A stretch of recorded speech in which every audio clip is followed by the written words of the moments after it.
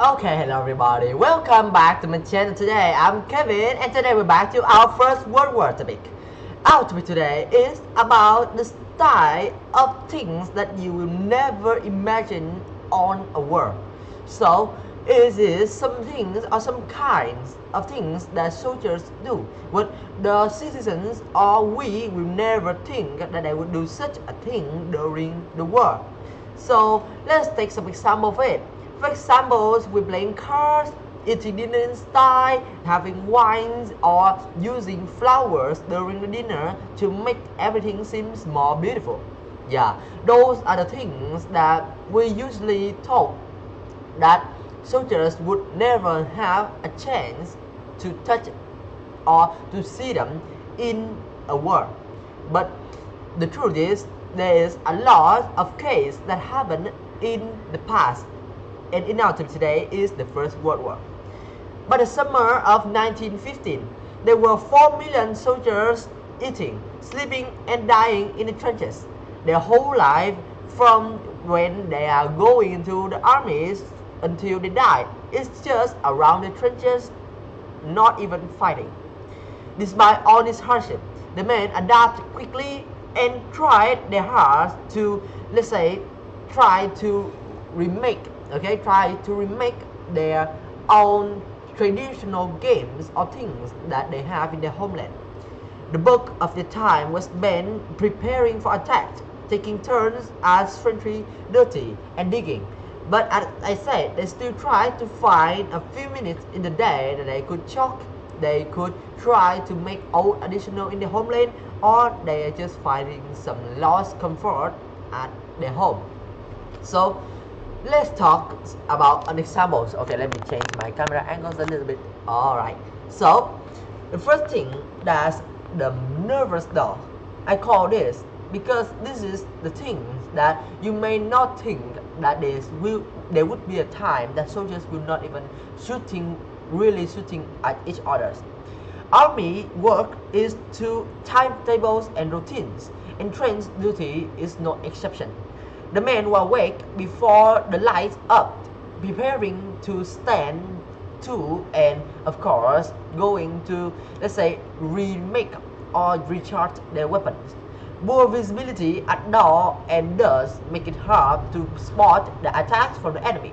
So soldiers have to climb to the fire step, a platform cut into the trench wall.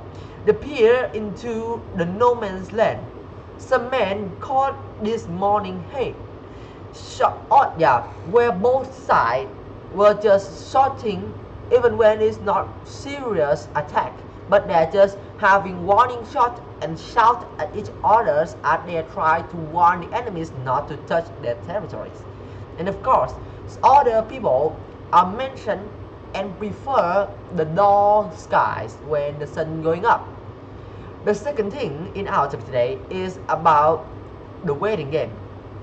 In the daylight hours, it was too dangerous to move around the open, so men clean their weapons and then did their course and try to rest. If a soldier was a talented marksman, so he will be invited and become a sniper.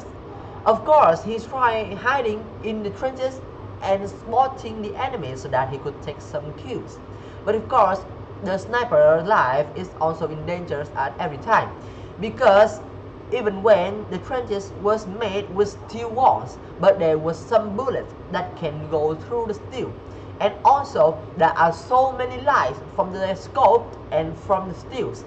And with that, the enemies could easily spot the sniper, which which is laying on the ground around the steel barrier with their scopes and with their mirror, so that they could easily spot the light from the barrier, from the steel barrier and from the sniper's gun scope, so that they could defeat him before he could do anything.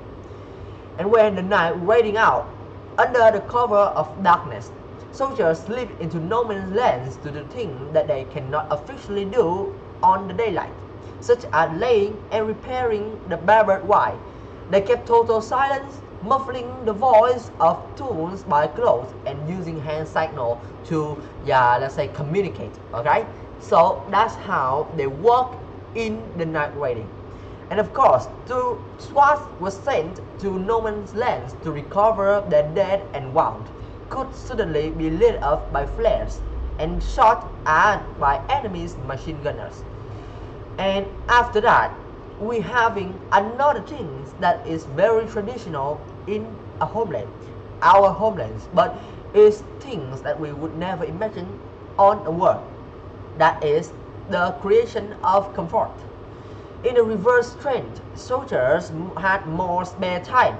They held shooting content, scavenged for weapons in all sections of the battlefield, and wrote letters home.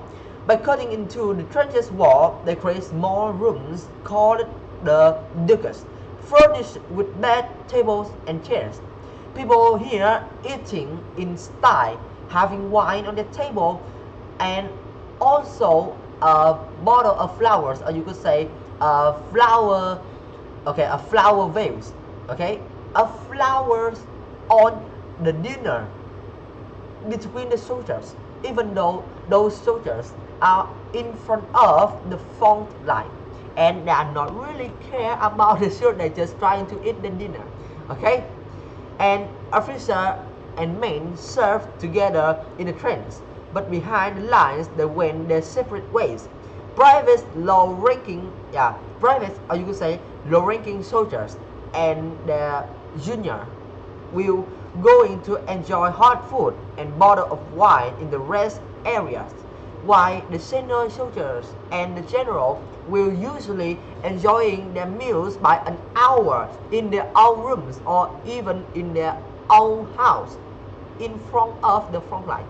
Some people, or you could say some general, even have their own place to live, to sleep, to play, to feeling well, to rest, and to eating.